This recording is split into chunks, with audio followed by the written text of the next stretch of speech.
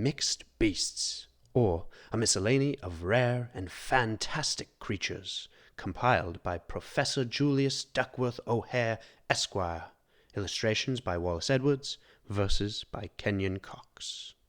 The rhinoceros ostrich. He surely is not built for speed. I don't myself think him a beauty.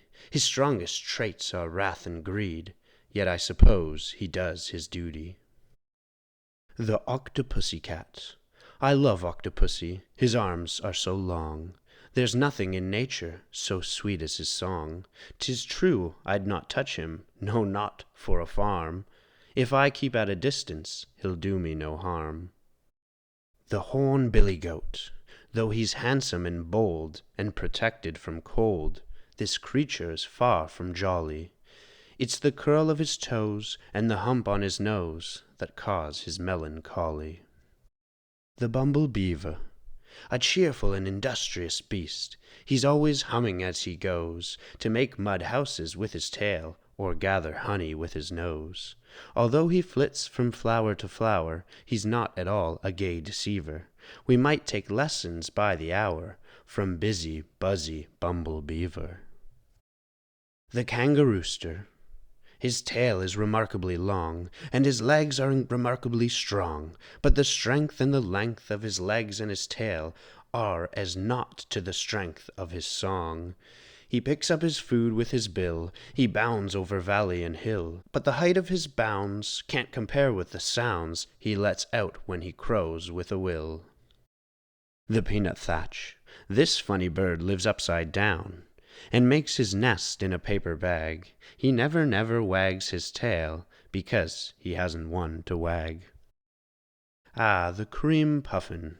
He migrates in a baker's cart. He has no wings or feet.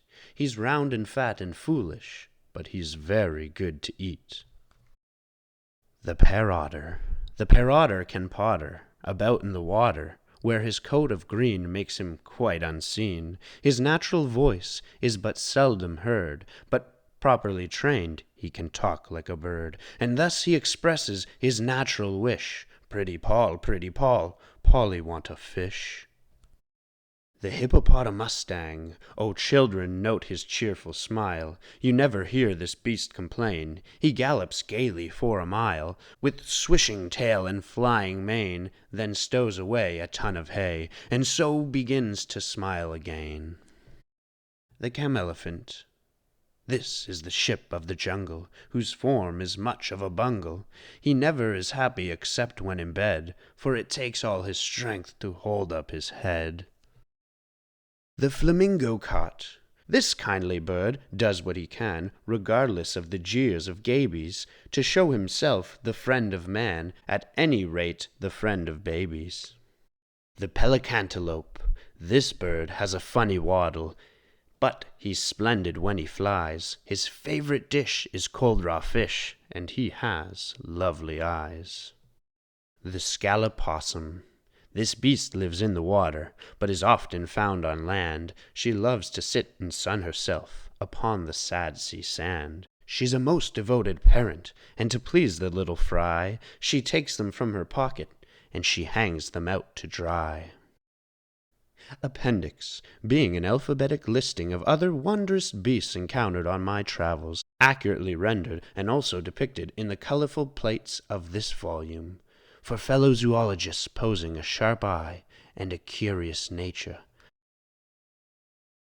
Thanks so much for reading with us this week, and be sure to join us next week for another story.